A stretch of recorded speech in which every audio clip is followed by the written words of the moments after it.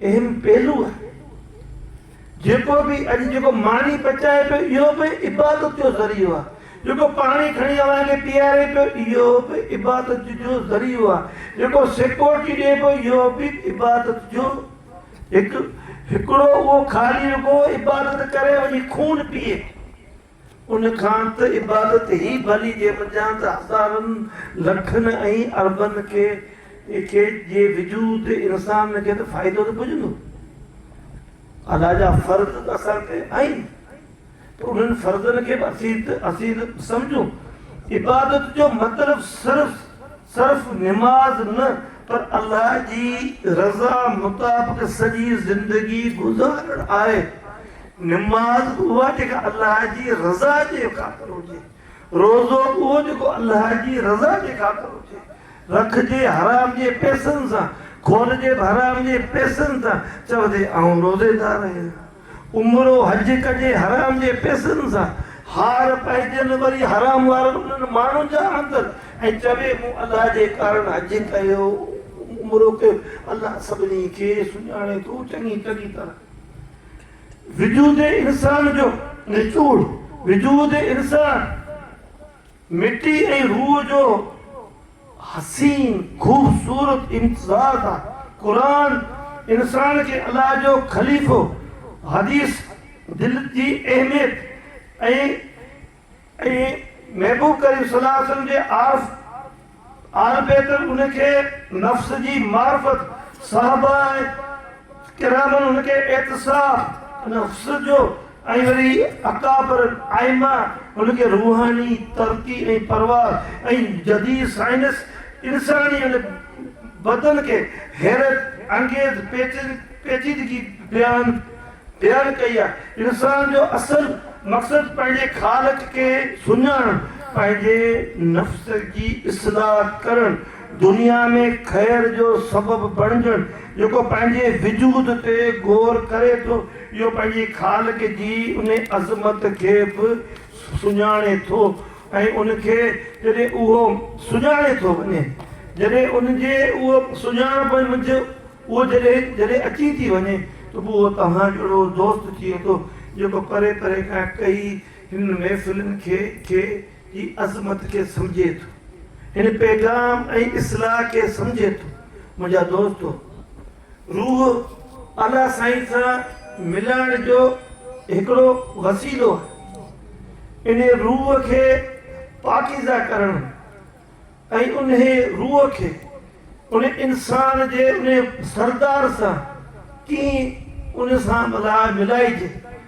उन सरदार मुरसलीन ख़ातमुल अंबिया सल्लल्लाहु अलैहि वसल्लम साईं जन चयो कि मूंखे तव्हां वेझो थियणु चाहियो था इन ज़िंदगी में मूं ते वधि में वधि दुरूद सलाम पढ़ो त तव्हां मूंखे वधीक वेझा थींदा। इहो रूहानी तालुक़ आहे।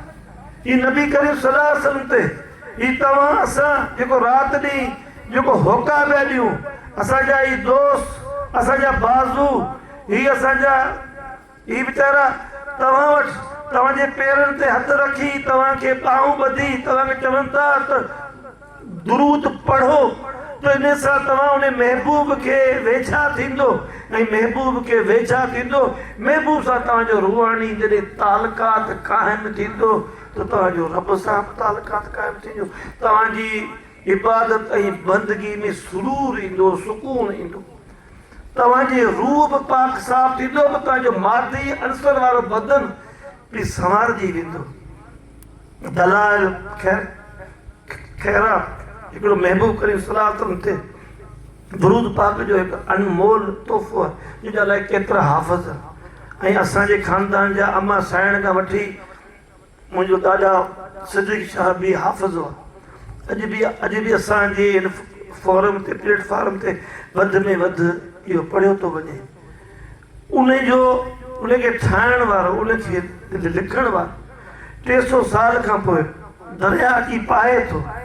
उन वक़्त जो हाकम साईं जन खे जॾहिं ॿार था मतिलबु कढनि, उनजो बाटी था ॿार कढनि त उनमें ख़ुशबू अचे थी, महक थी अचे थी, अंबर, अतर, मुश्क, काफ़ूर, ऊद जहिड़ी उनजा ख़ुशबू थी अचे, मोतर मजाल आहे जो हुनजे कफ़न ते बि को दाग हुजे, नओं नओं कफ़न, ख़ुशबू, पर पोइ हुनजी क़बर मंझां बि उहा ख़ुशबू महक थी ज़ाहिर थिए।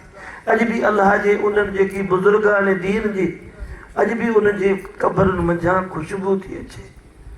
जेकॾहिं तव्हां में बि थोरी ख़ुशबू सूंघणु, तव्हांजा जेकॾहिं नक किलोज़ आहिनि, उन्हनि में गोश्त वधी वियो आहे, हॾियूं वधी वियूं, मादिस परसी आहे, नक तव्हांजा बंदि पिया आहिनि, पोइ तव्हांखे ख़ुशबू ईंदी कोन। पोइ तव्हां चवंदा हीअ त ख़ाली, हिन में कुझु कोन्हे। बाबा तव्हांजे लाइ इहे ख़ाली हूंदियूं छो? तव्हांजा नक ॿूस्ट आहिनि, तव्हांखे मादिस परसी जो ज़ुकाम वकोड़े वियो आहे, तव्हांजो मग़ज़ जेम कयो वियो आहे, तव्हांजो रूह बि जेम थियल आहे। तॾहिं तव्हां सभु उन जेम में चयो तव्हांखे ख़ुशबू किथां खां ईंदी? पोइ तव्हां में उहो ख़ुशबू तव्हां तालक जेको क़ाइमु रखो।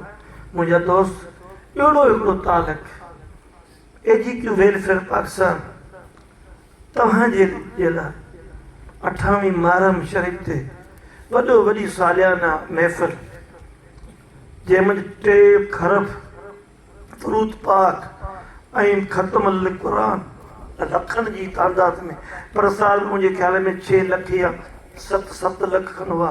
हींअर त अञा ख़बर कोन्हे, तंहिंखां पोइ ॿियूं शयूं अलॻि, ऐं हेॾो वॾो इज्तिमा, उन्हनि मंझि तव्हां पाण हुनजा मेज़बान आहियो, तव्हां ॿियनि खे बि दावतूं ॾियो, ऐं उते उहा हस्ती बि मदफून आहे जिन जी पहिरूं उन पंहिंजूं पिथूं कयूं, उनजो बि सालियानो, उनखे वरसी चओ, उर्स चओ, ॾियारो चओ, जीअं तव्हां चओ, उहा उते बि मदफून आहे।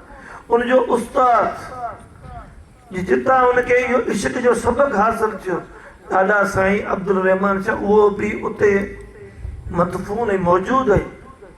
उते तव्हां असांजी हीअ आलिशान उते महफ़िल आहे, हीअ दुनिया जी उहा वाहिद महफ़िल आहे जिन मंझि हेॾो वॾो, हेॾी वॾी अक़ीदत सां उहे दोस्त पहिरीं मानी खाईंदा, मानी खाइण खां पोइ वरी वेहंदा 12 बजे तक, इहा जेको टाइम हूंदो आहे उन मुक़ररु, उहो मानी खाइण खां पोइ सभु नौजवान पढ़ियल लिखियल माशरे जा फ़र्द वरी वेही उनखे ॿुधंदा।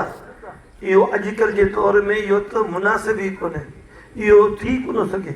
इन मां सम्झो त को रूहानी को पावर आहे, रूहानी का उते ख़ुशबू ईंदियूं, पर सूंघण वारो सूंघे, ख़ुशबू वारियूं शयूं उते ईंदियूं, उते ख़ुशबू छटकार कंदियूं, ख़ुशबू सूंघाईंदियूं, ख़ुशबू विरहाईंदियूं, ख़ुशबुनि जी विरासत थींदी, ख़ुशबू फैलायूं वेंदियूं।